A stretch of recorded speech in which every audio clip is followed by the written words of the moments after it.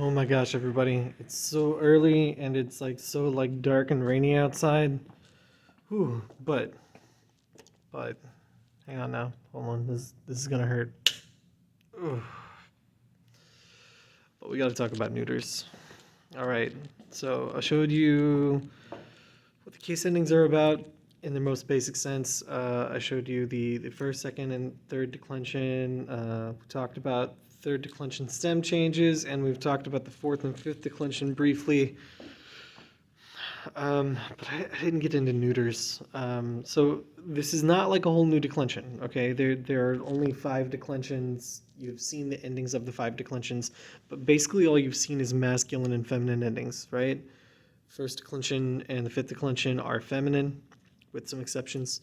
The second declension and the fourth declension are basically masculine, with some exceptions. The third declension is both masculine and feminine, but there are also these things called neuters. They're words that are not masculine or feminine. There are 3 grammatical genders in Latin. Right? We've mentioned this in class, but it's time for us to remind ourselves that neuters exist. Okay? That's how you spell neuter, by the way. It's just the ancient Greek word for neither. It's even still cognate with our word neither, so words are male, female, or they are neither. Okay? Anyway, so we don't have any new declensions, but we do have slight variations on the declensions based on if it has neuters in it. So the second declension I said is masculine with some exceptions, although it is also neuter. And these are not exceptions. There are actually quite a few words like this one that you have actually already seen in your textbook, cubiculum. It means room. It's still second declension, and most importantly, you'll notice it still has an I in its genitive. Same genitive ending that the other second declension words we saw had. But then you'll notice when you look at the full form, there are some differences, right? I underlined them in blue and red, so the blue endings are the endings that are the same as the second declension ones that we already saw. The red ones are the ones where there's slight differences. And you'll notice most of the endings are the same as the other second declensions. Just like, like a word like puer or lupus or ager or servus or any of these other second declension nouns you've ever seen in your books or that you're ever going to see, all those ones underlined in blue, just like the masculine, no difference. In fact, part of the reason why the word room was already used, even though our textbooks wait a while to talk about neuters and kind of acknowledge that they exist, is because in a lot of the forms that they were using the word room in, they were just forms where it was the same as the masculine anyway, and you could know that, like, you could know what was intended to be meant without actually knowing that this was neuter and not masculine, right?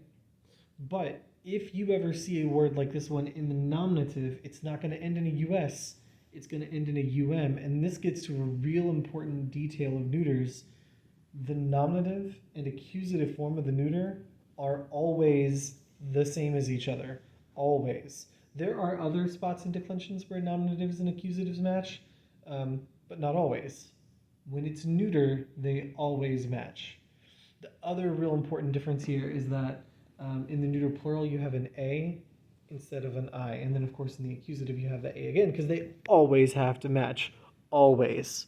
Always. Okay, there we go. I hope that was a suitable amount of drama. It's hard to bring the drama. It's very early, so I hope that was enough. Now, most of the neuters that you guys see, especially early on, are going to be like this one. They're going to be second declension neuters, but there is no shortage of third declension neuters. And in fact, you've already seen one of these too. The word tempus is one of a couple of third declension neuter nouns that are both used real early in the book. But again, they only use them in real specific contexts, so they just kind of introduce them as vocab words, and the fact that you don't know that it's neuter doesn't affect you in any way early on, at least. But should you see other forms of this word later, or similar words, and there are plenty of similar words, this is what this particular word happens to look like. So it could be a little tricky because the US in tempus might lead you to believe that it's like a second declension word, but it isn't, because there's that stem change that we talked about in the third declension video. Tempus turns into tempor, and then you add your third declension endings after the tempor. That said, we don't have tempor in the accusative because, like I was just saying, in the third declension, nominatives and accusatives have to match. They will every single time, and in the plural, it's going to end in an A. The nominative and accusative forms, that is. The other forms, they just end in the same things that the third declension ended in before. Again, the blue ones are no different from the masculine or feminine. Only the red ones are. Okay? Now, don't expect every third declension neuter to look like tempus, all right? They don't all look like tempus. While a great many of them do end in us in the nominative, they could end in a lot of things, all right? The most common ones are us and men, which usually turn into orus and minis, but, you know, whatever they give you, make sure that you replicate that in the nominative and accusative, and make sure you look into the genitive to see what the stem actually is, all right?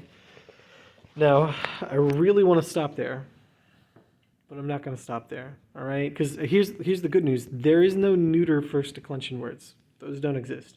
There's no neuter fifth declension words. And there's almost no neuter fourth declension words. Almost. But there are a couple. Now, here's the thing. If you're in Latin 1, and if you only end up taking Latin 1 and Latin 2, you're not going to see these, okay? They're so rare that you actual facts will not see these in Latin 1 or 2. But if you do go on past Latin 1 or 2, if you're reading Caesar, you might see some of these. I know Virgil uses like 1. So if you're reading long enough and high enough stuff, then eventually one of these might show up. All right, and the one that I usually see when I see one is this one, cornu. It means horn, all right? Which is to say, it's the part of the stem of the word unicorn, right? A unicorn is a one-horned animal, and that's because corn means horn. And yes, even our word corn that refers to the grain does come from this as well, because the what we refer to in English as ears of grain, the Romans apparently called little horns of grain. So.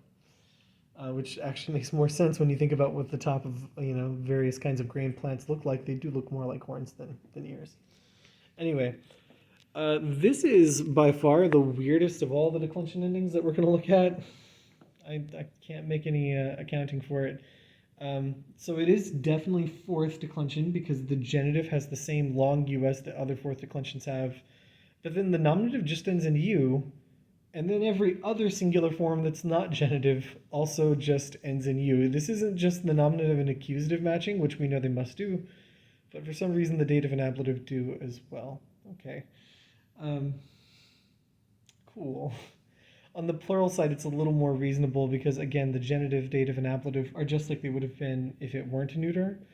And the only differences in the plural otherwise are that you have, again, an A in the neuter. Because this is fourth declension, it's going to hold on to its U as well. But yeah, cornua is that form. So yeah, don't expect to see that anytime soon. Maybe never. Depends on what you end up reading. Because there just aren't very many of those words. All right, that is everything I need to talk to you guys about when it comes to noun endings. Now, I may come back and do more videos on declension because, in truth, there are things that decline that aren't nouns. ... mumble, adjectives. But for right now, it's very early, and I hate fluorescent lights, so we're going right on back to this. Don't worry, I have lamps, so I won't be in complete darkness, but yeah, I just can't do fluorescent lights. They're too ugly. Anyway, but I will see a great many of you ever so soon. Then again, you might be watching this at some weird point in the future. Maybe it's 3 a.m. I don't know, but whatever it is, hopefully you now understand declensions a lot better than you did before. Bye, guys.